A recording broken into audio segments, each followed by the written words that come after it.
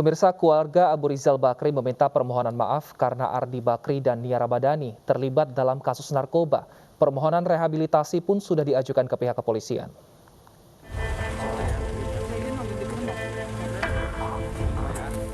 Pemeriksaan Nia Ramadhani, Ardi Bakri, dan supirnya terkait kasus narkoba masih terus berlanjut.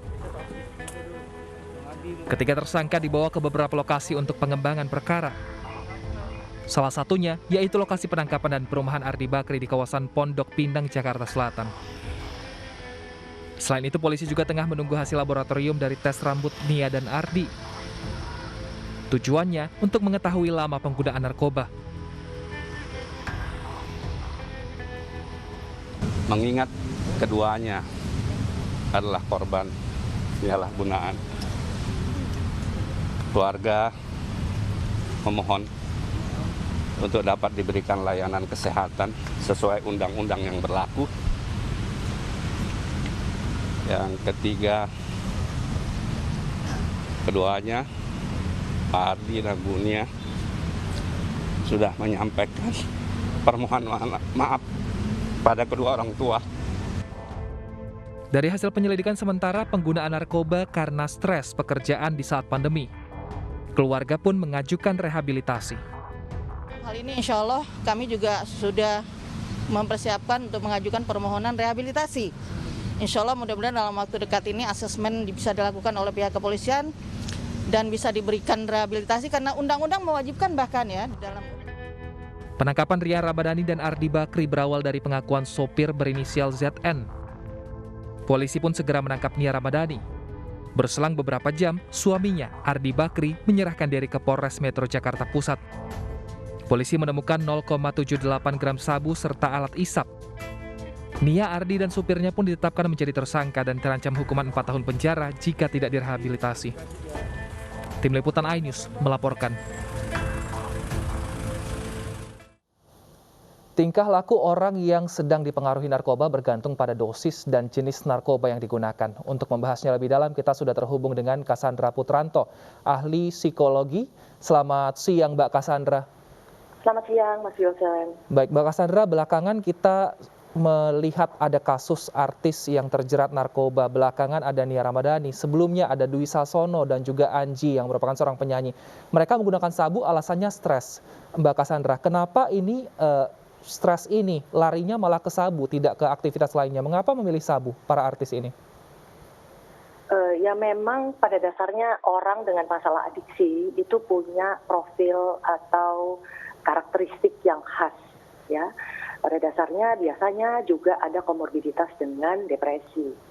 Nah, pilihan jenis-jenis tertentu itu memang tergantung masing-masing.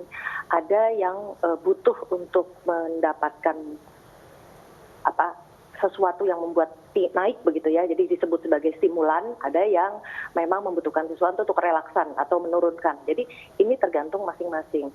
Pada beberapa orang yang mungkin berpikir salah satu ini misalnya stimulan bisa meningkatkan aktivitas, membuat lebih kuat, lebih tahan misalnya, karena kan biasanya mungkin bisa makannya terlambat atau mungkin nggak makan sama sekali, makanya juga ada yang jenis-jenis tertentu bisa seringkali katanya dipakai sebagai obat diet misalnya gitu, karena memang mereka bergerak terus gitu ya.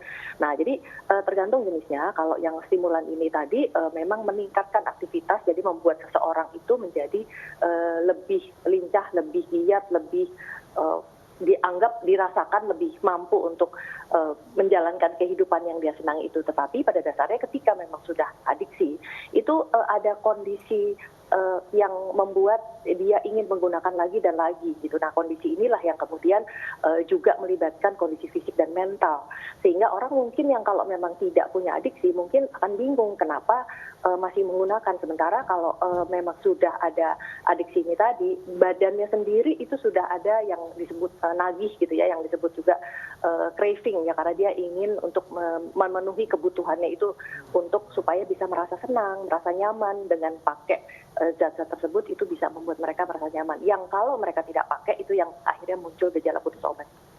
Baik, Mbak Cassandra, selain tadi ciri-ciri yang mungkin lebih aktif ketika menggunakan narkoba, adakah mungkin ciri-ciri lain yang bisa dikenali lebih dini sehingga jika di sekitar kita ada yang menggunakan narkoba, kita bisa lihat dan juga kita bisa mungkin bantu secara psikologi agar dia bisa lepas dari narkoba, Mbak Cassandra?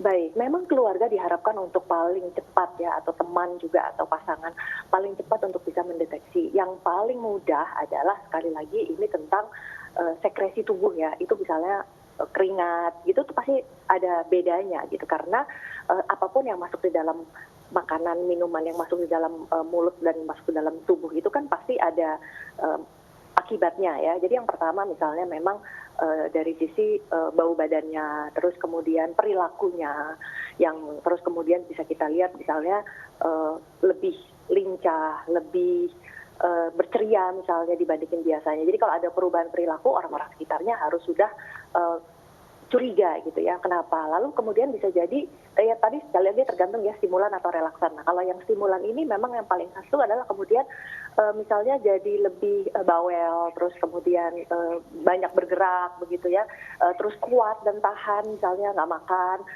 terus bekerjanya cukup lama dan bisa nggak tidur gitu ya. Nah ini yang memang akhirnya seringkali juga digunakan untuk alasannya untuk bekerja gitu, untuk bisa menjalankan tugas lebih banyak dibandingkan biasanya. Baik, terima kasih Mbak Cassandra Putranto. Kita harapkan keluarga ini bisa peka ya akan hal-hal perubahan yang terjadi pada keluarganya, sehingga jika mungkin mengkonsumsi narkoba kita bisa cegah lebih awal. Yang paling banyak juga ada paranoid ya, lupa saya, ada paranoid, jadi curiga gitu. Baik, terima kasih Mbak Cassandra Putranto telah bergabung bersama kami di iNews Siang. Kita ke informasi berikutnya, pemirsa. Dinilai memicu kerumunan, pasar sore di Cikupa, Tangerang, Banten dibubarkan Satgas COVID-19. Meski sempat protes, para pedagang terpaksa membubarkan diri.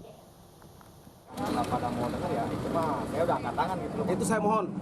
Nah, untuk besok kami ikuti peraturan yang ada. Kalau memang kami masih melanggar, diangkat silakan. Salah seorang pedagang buah di kawasan Cikupa, Tangerang, Banten ini protes saat diminta menutup lapaknya oleh petugas Satgas COVID-19.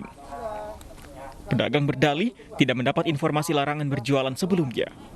Ia pun meminta kebijaksanaan petugas berjualan 1 hari agar tidak merugi. Selain pedagang buah, para pedagang lain juga sempat protes, namun tetap dibubarkan petugas karena pasar sore di kawasan ini rawan kerumunan oleh pembeli yang mayoritas karyawan pabrik sepatu. Mereka berdagang tiap hari dan kita ya pagi dan sore selepas keluarnya karyawan dan karyawati. Kita mengharapkan dengan tindakan ini tidak ada lagi kerumunan dan tidak ada lagi penyebaran COVID yang semakin signifikan khususnya di Kecamatan Cikupa. Untuk memastikan tidak ada kerumunan, petugas akan berjaga di kawasan ini selama 24 jam. Dari Tangerang, Banten, Aimarani, iNews melaporkan. Seorang pasien COVID-19 ditemukan meninggal di pinggir Jalan Raya Rawamangun, Jakarta Timur. Selengkapnya kami hadirkan usai jeda.